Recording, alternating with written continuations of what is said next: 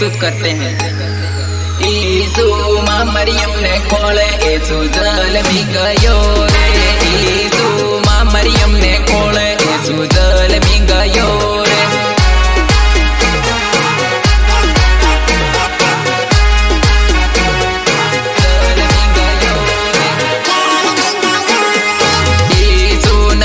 दर्शन करे ईसु जल में गयो रे। ईसु न राजा दर्शन करे ईसु जल में गयो रे।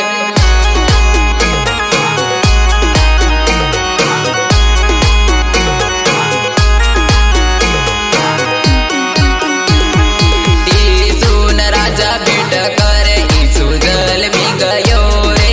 ईसु न राजा भेंट करे ईसु जल में गयो रे।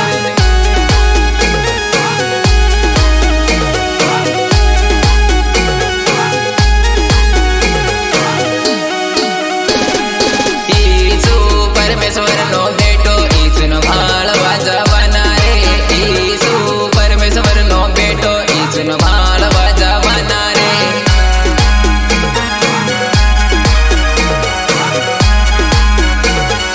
परमेश्वर नो बेटो ईसु नो भाळ वाजवना रे। ईसु प्रभु नो प्रभु ईसु नो भाळ वाजवना रे। ईसु प्रभु नो प्रभु ईसु नो भाळ वाजवना रे।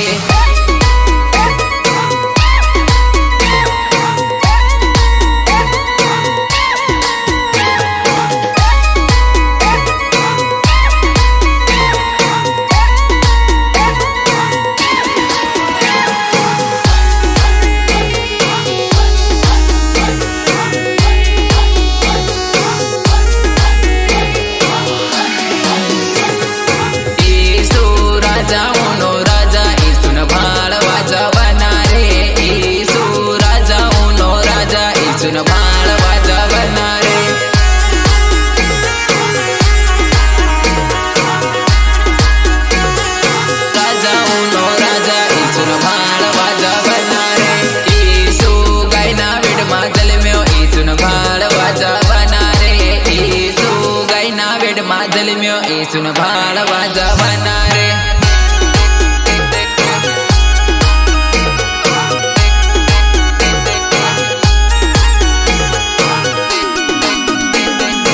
ईसु टाडना धन माजल में ईसु जल में गयो रे। ईसु टाडना धन माजल में ईसु जल में गयो रे।